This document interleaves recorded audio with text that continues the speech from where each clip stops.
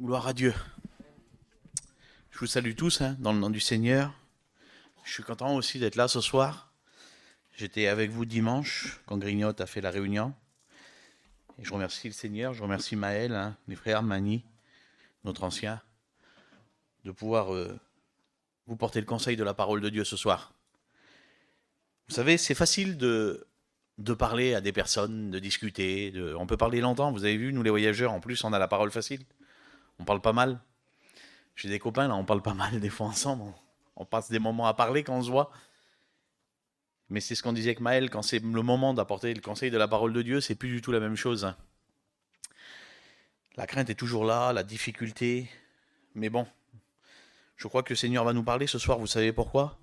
Pas parce que c'est moi qui parle, mais c'est parce que je me suis appuyé sur la parole de Dieu, sur la Bible. C'est pas moi qui va parler ce soir. Et je pensais à ça, vous savez, il y a toutes sortes de moments dans une vie. Alors, je sais que mon fils, il aime pas trop que je parle de lui, ça lui déplaît. À chaque fois, il me dit, tu me parles de moi dans les réunions. Mais j'en ai qu'un. J'en ai pas 3000, j'ai mon unique. Alors, je parle de lui souvent. D'autant plus avec son témoignage que la première fois que je l'ai écouté, j'étais en miettes. Maintenant, je le connais un peu, ça fait 1 an qu'il est baptisé, mon petit. Mais la première fois, quand je l'ai écouté, ce que je disais à Maël, dans l'état que j'étais, je savais pas que mon fils, il vivait tout ça. C'était un moment de sa vie où c'est que il s'était rebellé contre Dieu. Et puis il y a toutes sortes de moments dans une vie. Et toutes sortes de circonstances dans une vie. Il y a des moments où tout va bien, où on est heureux, où tout se passe bien. On est chrétien, à notre réunion, notre famille ça va. Puis il y a des moments, vous savez, c'est pour tout le monde pareil. Parce que la Bible dit que la pluie tombe sur le juste comme sur l'injuste. On est exempt de rien.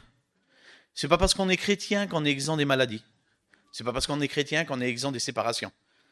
C'est pas parce qu'on est chrétien qu'on est exempt de toutes sortes de problèmes dans la vie, dans le monde. Au contraire. Au contraire. Je vous dis la vérité. Parce que quand on a dit oui au Seigneur, on a décidé de faire quelque chose, mes frères et sœurs. On a décidé bien de combattre. De combattre le bon combat de la foi. De combattre le prince de ce monde. De combattre l'ennemi de notre âme. Et puis vous savez, dans un combat, dans une guerre, eh bien, il y a des dommages collatéraux. Il y a des difficultés, il y a des soucis. On prend des coups.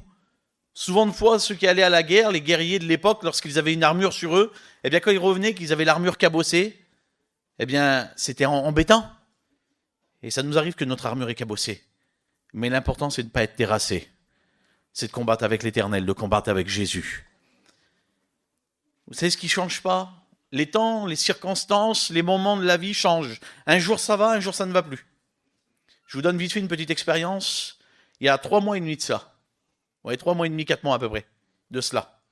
J'étais dans mon lit, avec mon petit était dans son camping, moi j'étais dans mon lit en train de me regarder un film, puis tout à coup ma mère m'a téléphoné.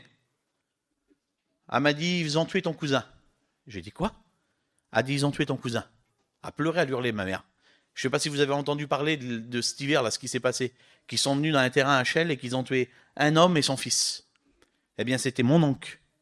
C'était sa femme, c'est la sœur de ma mère. Et mon cousin qui s'est fait tuer, qui avait 34 ans, c'était mon cousin Germain. Et là, tout a basculé dans la vie de ma tante, dans la vie de ma famille, dans la vie aussi là-bas des miens. Et puis là, tout nous tombe dessus, on se dit, mais qu'est-ce qui nous arrive ? Mais qu'est-ce qui se passe ?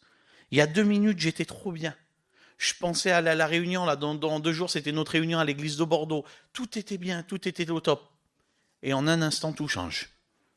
Le monde, il est comme ça, il est méchant, il est vilain. Le péché mène à toutes ces choses-là. Mais ce qui ne change pas, c'est dans Deutéronome chapitre 7, verset 9. Il nous est dit cela. Sache donc que c'est l'Éternel ton Dieu qui est Dieu. Il dit ce Dieu fidèle qui garde son alliance et sa miséricorde. Dieu est un Dieu fidèle, mes frères et sœurs. Quelle que soit la circonstance, quel que soit l'état où qu'on est, quel que soit le problème par lequel qu'on passe, quelle que soit la difficulté, j'ai écouté mon petit frère qui a témoigné pour sa petite. Dieu est un Dieu fidèle. Même si parfois on fait des erreurs. Mais à qui ça n'a pas arrivé de faire des erreurs ? À qui ça n'a pas arrivé de mettre un genou à terre ? À qui ça n'a pas arrivé ?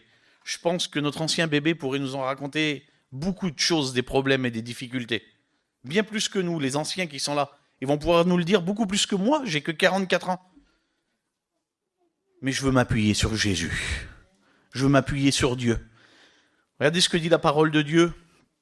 Dans 1 Corinthiens, chapitre 10, verset 13, il est écrit « Aucune tentation ne vous est survenue qui n'ait été humaine.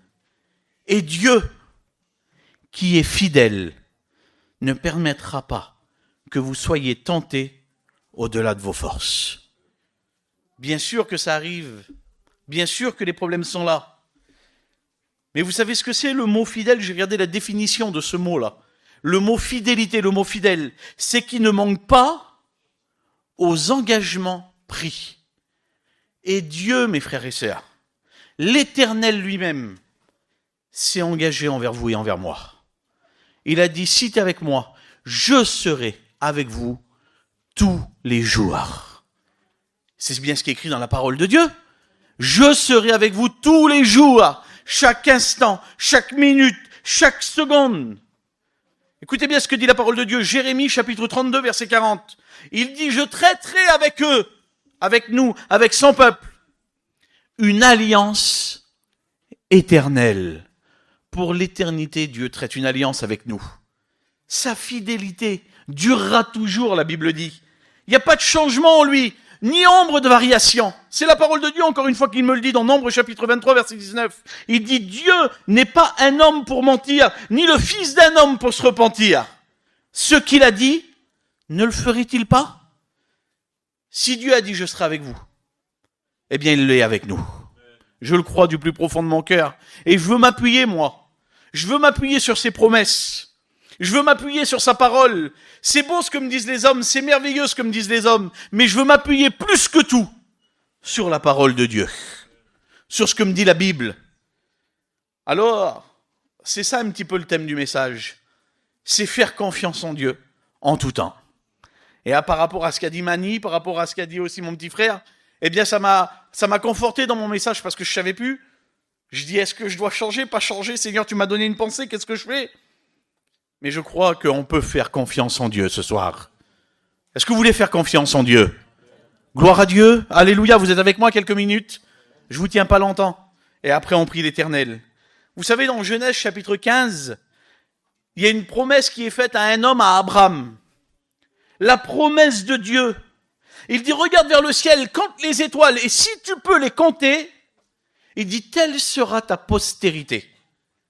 Abraham, Dieu lui fait une promesse. Alors, des fois, on est là et on est impatient. On est impatient dans les promesses de Dieu. Tu m'as fait une promesse et moi j'ai confiance en toi, mais on s'impatiente. Et puis on essaye de s'en sortir par nos propres moyens. On essaie de s'en sortir en trouvant des solutions, en trouvant un petit peu, excusez-moi, des artifices à notre manière à nous. Sarah dit, mais tu vois bien, Dieu t'a dit cela, et puis je veux pas être incorrect. Et il dit, mais tu vois bien qu'on est trop avancé en âge, c'est pas possible, moi je suis bien trop âgé. Alors, ma servante, elle te donnera une descendance. Mais c'est pas ce que Dieu avait dit. Dieu avait promis. Et ce que Dieu dit, il est fidèle pour le faire. Dieu t'a peut-être fait une promesse. Dieu t'a peut-être dit quelque chose à toi. Place ta confiance en Dieu. Ne te laisse pas te dire dans ta tête, dans ton esprit, dans ton cœur, le doute, l'ennemi qui est là et qui te dit, ça n'arrivera pas. Tu pourras pas. Mais je m'excuse, mais mon petit frère là, s'il aurait eu peut-être un doute, Dieu y avait fait une promesse dans la réunion le dimanche. Il avait dit qu'elle allait être guérie, sa petite. Il avait dit qu'elle ne passera pas par l'opération. Mais des fois, un petit doute. Le manque de foi dans notre cœur, il en manque un petit peu là. Et puis on doute d'un seul coup. Et bien peut-être que Dieu après, il le fait pas.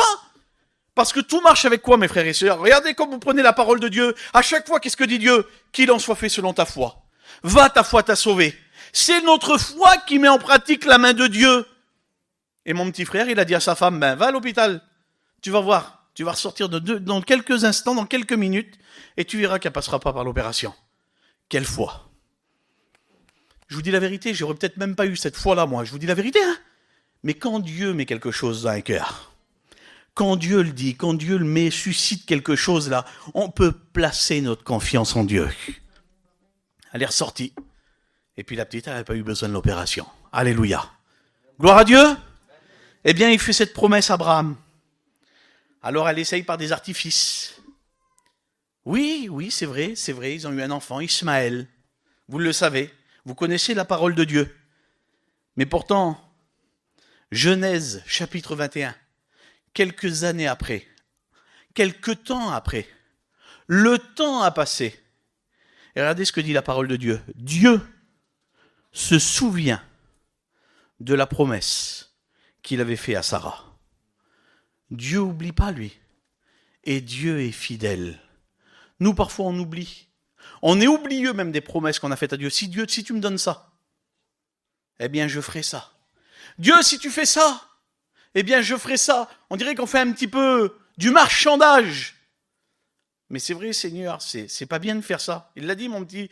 Il a dit, j'ai dit, Seigneur, c'est la dernière fois. C'est vrai que c'est pas bien, mais beaucoup sont comme ça. Si tu me donnes ça, je ferai ça. Et puis quand Dieu nous le donne, nous, on est oublieux des promesses que nous avons faites à Dieu. De ces promesses de se dire, eh ben Seigneur, je vais m'engager un peu plus. Eh bien, Seigneur, je veux prier un peu plus. Eh bien, Seigneur, je veux lire un peu plus. Eh bien, Seigneur, si tu fais pour ma famille que quelqu'un se convertisse chez moi, eh bien, je veux être plus fidèle pour toi. Parce qu'il y a la fidélité de Dieu, mais aussi, il faut notre fidélité à nous. Bien sûr que ça marche dans le sens de Dieu, il n'y a pas de problème. Dieu est fidèle, on l'a vu. Mais il faut aussi que nous, on fasse notre part, mes frères et sœurs. Il faut que nous aussi, on prouve. Vous savez quoi? Vous aimez Jésus? N'ayez pas peur, c'est pas une... Vous aimez Jésus? Eh bien, l'amour, ça se prouve. C'est peut-être bête ce que je vous dis. La parole de Dieu nous dit que Dieu prouve son amour envers nous, en ce que lorsque nous étions pécheurs, Christ est mort pour nous. Lui, il l'a prouvé. Il a donné son Fils à la croix. Et nous, on ne prouve pas notre amour des fois. On ne prouve pas notre amour. Tu prouves l'amour à ton mari? Tu prouves l'amour à ta femme? J'espère. Moi, j'essaye, des fois, j'y amène des fleurs de temps en temps. Elle est trop contente. Bon, ça prouve pas spécialement mon amour, mais je fais des efforts. Je vous détends, mais c'est vrai, l'amour, ça se prouve, mes frères et sœurs. C'est important. Surtout envers Dieu. Surtout envers Dieu. Nous devons être fidèles. Regardez ce que dit la parole de Dieu. J'ai terminé avec Abraham. C'est pour vous démontrer la fidélité de Dieu, quel que soit le temps, les années. 1 Corinthiens, chapitre 4, verset 1. Ainsi, qu'on nous regarde, on est bien des chrétiens, nous. Vous êtes des chrétiens et des chrétiennes. Moi aussi, je suis chrétien. Qu'on nous regarde comme des serviteurs de Christ et des dispensateurs. Les dispensateurs, je ne savais pas ce que ça voulait vraiment dire, moi. Je suis pas trop intelligent, je vous dis la vérité. Alors j'ai regardé, dispensateur, c'est le distributeur. Celui qui distribue la parole.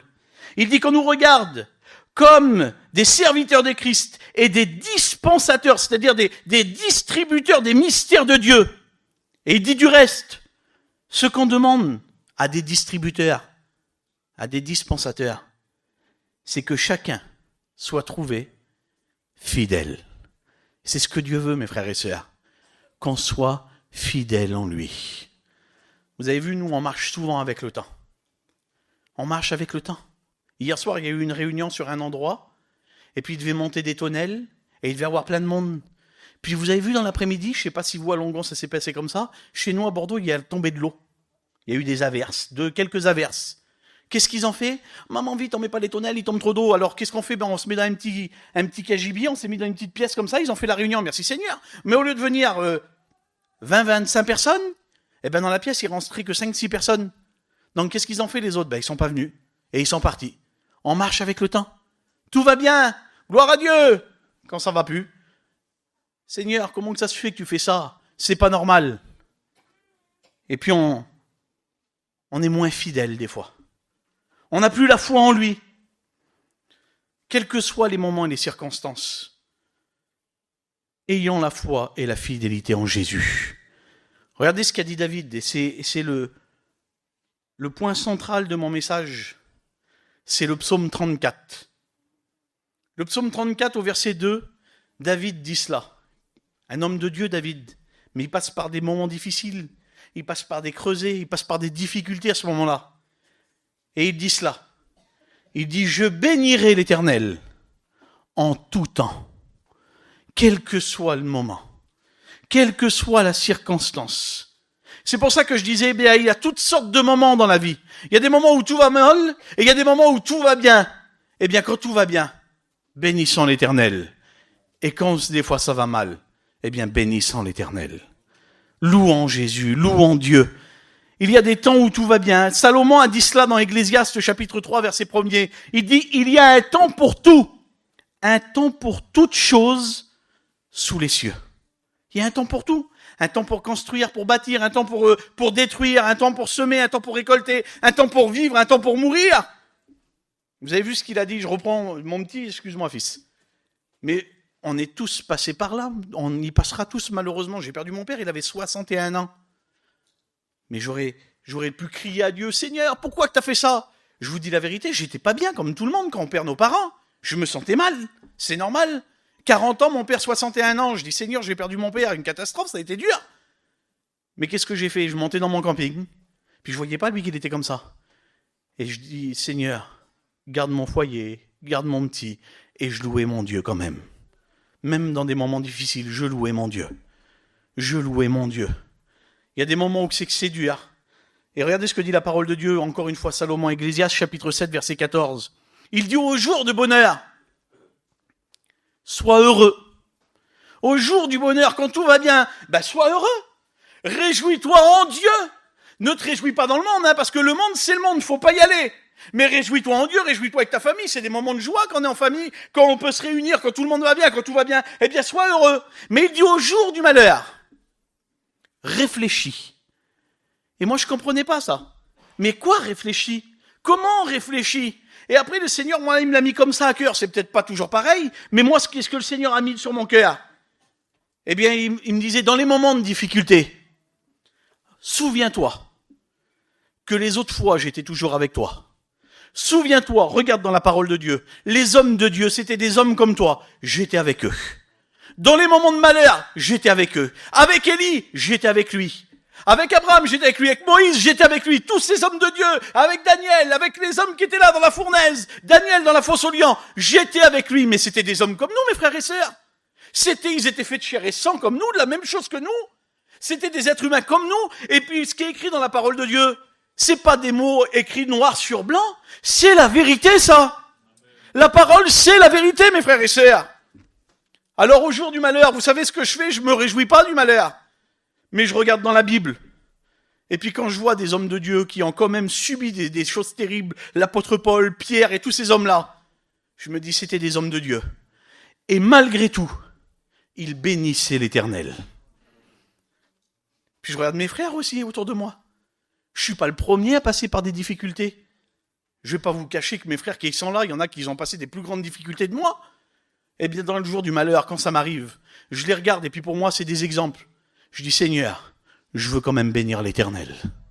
Je veux bénir Dieu, quel que soit le moment, quel que soit le temps. J'ai pensé à une femme terrible. Je me dépêche, ça y est, j'ai presque fini, c'est une réunion de prière. Je voudrais pas prêcher longtemps. Dans 2 Rois, chapitre 4, verset 8. Vous la connaissez par cœur, cette femme-là. La Sunamite. La Sunamite. La parole de Dieu nous dit que elle voit l'homme de Dieu passer, Élisée. Et elle décide, c'est une femme de bien, c'est une femme de prestance, c'est une femme qui a de l'argent, il n'y a pas de problème. Elle décide de faire une petite chambre haute à cet homme-là. Elle décide de lui mettre une petite table, elle demande à son mari, et son mari lui dit, vas-y, fais-le, c'est un homme de Dieu, c'est bien, tu peux le faire. Elle fait tout ce qu'il faut pour l'homme de Dieu. Elle fait des efforts, elle travaille pour Dieu, et puis vous savez, des fois en travaillant pour Dieu, en faisant des efforts, en donnant de soi, en donnant de sa vie, en donnant de ses biens, eh bien c'est pas pour ça qu'on est exempt des difficultés. On peut travailler pour Dieu pendant 40 ans et être dans les problèmes. Je pense un instant, excusez-moi, mais je ne veux pas parler d'hommes d'aujourd'hui, mais je pense à certains hommes de Dieu, et en ce moment, je pense, vous savez à qui? Je l'ai écouté tout à l'heure. Je pense à Joannito, notre frère de Lille.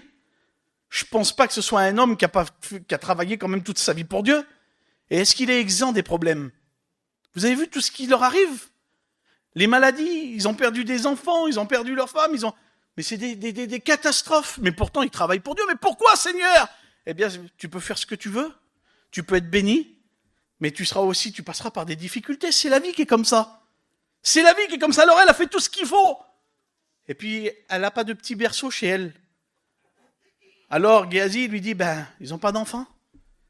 Ça serait bien qu'ils aient un enfant. Alors, Élisée, il l'appelle, il l'a fait venir et il lui dit, l'année prochaine, à la même date, je reviendrai. Et tu auras un fils. a dit, ne dis pas ça si c'est pas vrai.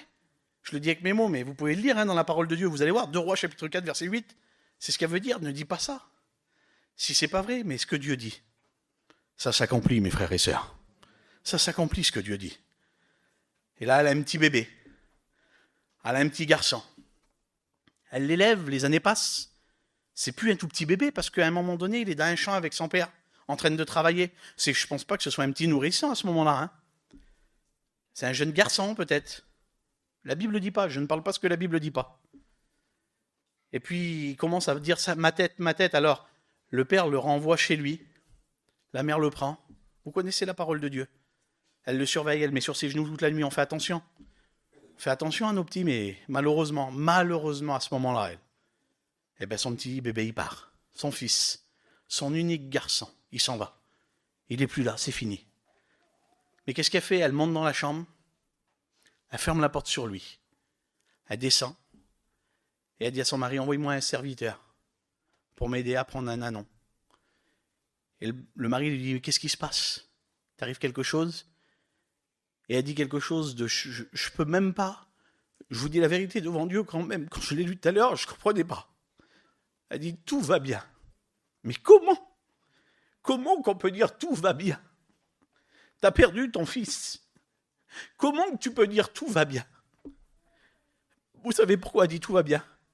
Parce qu'elle a la foi dans son cœur. Comme mon frère, elle a la foi dans son cœur. Que Dieu va faire quelque chose pour son fils. Et toi, tu as peut-être quelqu'un, non pas, on va dire, charnellement, mais spirituellement, qui est mort spirituellement chez toi. Spirituellement, ça va plus chez toi. Il y a des difficultés, il y a des soucis. Et puis tu te dis, mais comment qu'ils vont revenir à Dieu? Mais comment que ça va se passer? Je te le dis en vérité. Fais confiance en Dieu. Dis, tout va bien, ça va aller. Derrière ce mot-là, il y a toute la confiance, toute l'assurance et toute la foi, parce qu'en vrai, la confiance, l'assurance, tout ça, ça découle de quoi? Ça découle de la foi. Il y a toute la foi de cette femme. Alors elle va voir l'homme de Dieu. Et l'homme de Dieu, il envoie Géasi.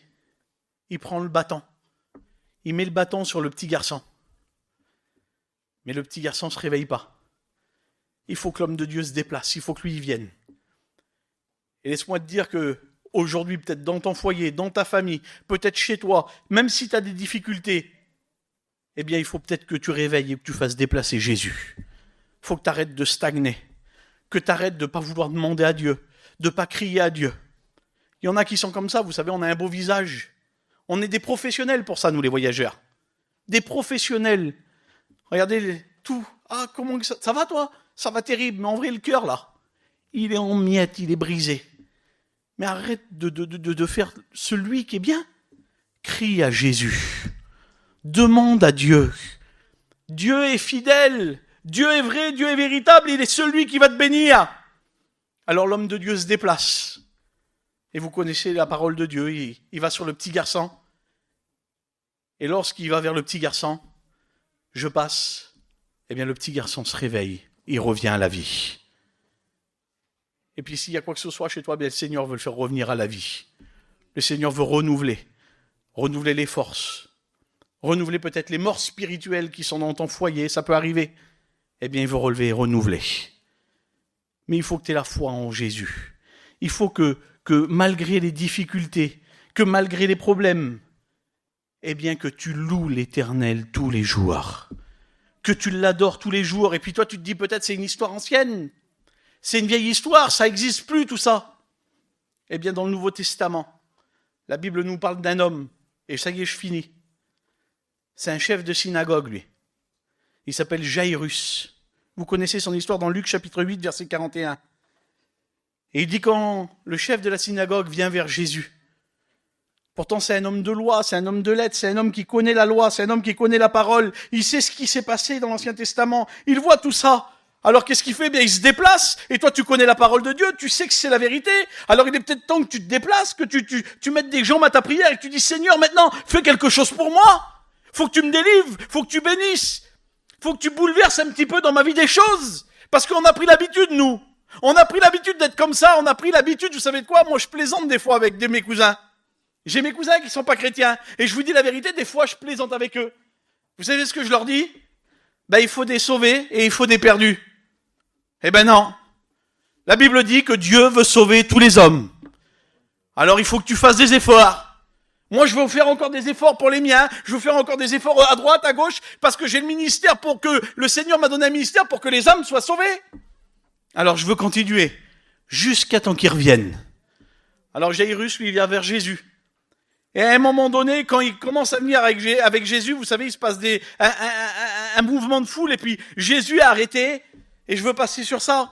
Et Luc 8, 49, la Bible dit cela. Un des serviteurs vient, et il dit, ta fille est morte, n'importune pas le mettre. Et puis ça, le monde, il va toujours essayer de te le faire. Ça sert à rien d'importuner. Ça sert à rien de demander. Le diable, il est là, laisse tomber. Tais-toi. Tu vas pas prier ce soir dans la réunion. Les autres, quel hatch? Mais l'hatch de quoi? L'hatch de quoi, Seigneur? Si j'ai besoin de Dieu, moi, je vais avoir l'hatch de prier là. Mais ici, là, on n'est pas pour juger. On est là pour s'encourager les uns aux autres. On est là pour prier les uns pour les autres. Je vous dis devant Dieu que Dieu m'est témoin, et c'est pas pour faire du sentiment. Moi, Maël, quand j'ai su ça, qu'est-ce que j'ai fait? J'ai envoyé 2-3 messages, mais tout l'été, j'étais avec ma cousine qui était malade. Ben, j'ai prié pour eux. J'ai prié pour Rachel. Ben non, quel hatch? Dans la réunion, j'ai levé ma voix. Béni Rachel, mais quel hatch? Faut pas le dire. Ben non, je vais me gêner.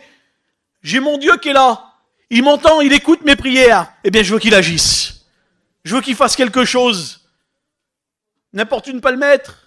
Bah, ça sert à rien. Laisse tomber.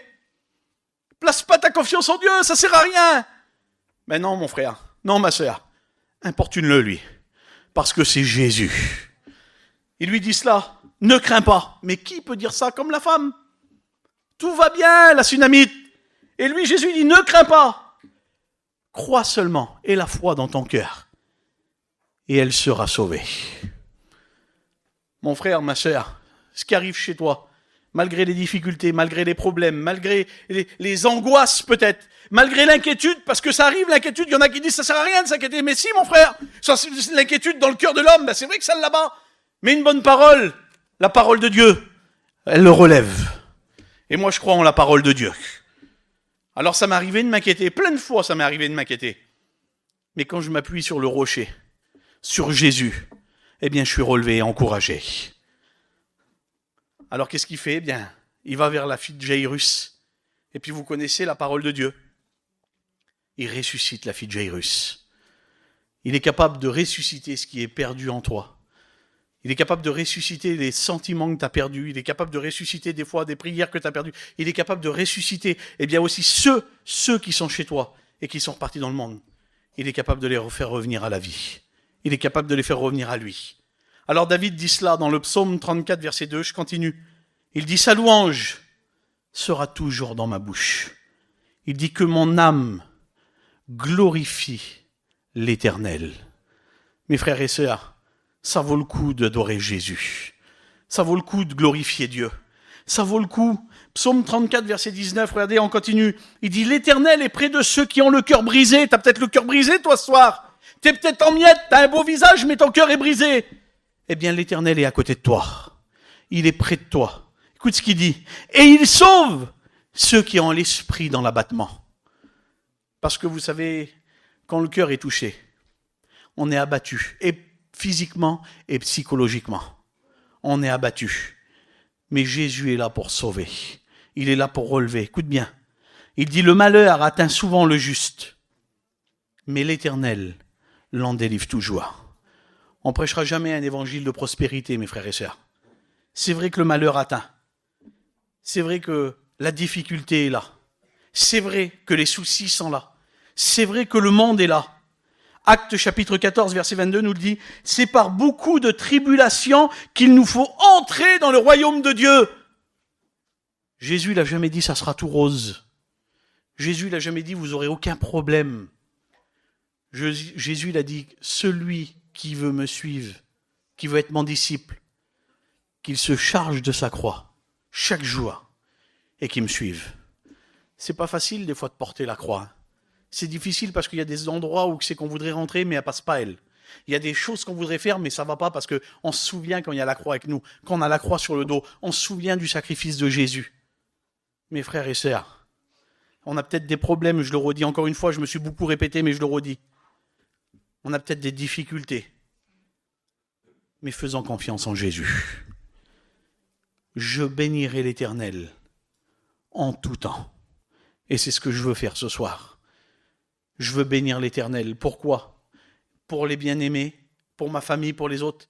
Mais je veux continuer à bénir l'Éternel parce que je vous le dis la vérité. Et on en parlait avec notre ancien tout à l'heure. Jésus revient bientôt. Il est à la porte. On est beaucoup, beaucoup plus près aujourd'hui de lui que lorsque nous avons cru. Le Seigneur revient. Plaçons notre confiance en Jésus. Vous voulez qu'on prie l'Éternel? On prie le Seigneur ensemble? Maël, tu pries le Seigneur, mon frère? Hein? Seigneur éternel, nous voulons te louer, Seigneur, et te dire merci. Merci pour ta parole, Seigneur Jésus-Christ. Merci parce que, Seigneur, elle fait du bien à nos cœurs. Seigneur, merci parce que j'avais besoin d'écouter le mot de Dieu ce soir. Gloire à Dieu. Seigneur, en qui d'autre placer sa confiance, Seigneur éternel. En qui d'autre, Seigneur, vers qui d'autre nous tourner.